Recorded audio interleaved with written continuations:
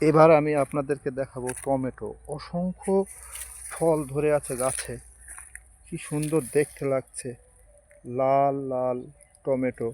এবারে তো চাষিরা বাজারে দামই পায়নি, যার জন্য খেতে এবারে সব পাখিতে খাচ্ছে। এবারে টমেটোর কোনো মূল্য নেই।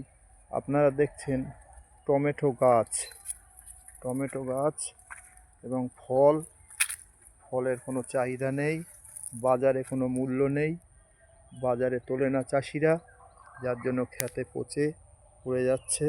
আপনারা দেখছেন সরাসরি আমি দেখাচ্ছি আপনাদেরকে টমেটো ফল এবং টমেটোর গাছ, কি অসংখ্য। দেখুন পাখিতে খেয়েছে অনেক। বাজারে নিয়ে গেলে মাত্র 1 টাকা কেজি দরে বিক্রি হচ্ছে।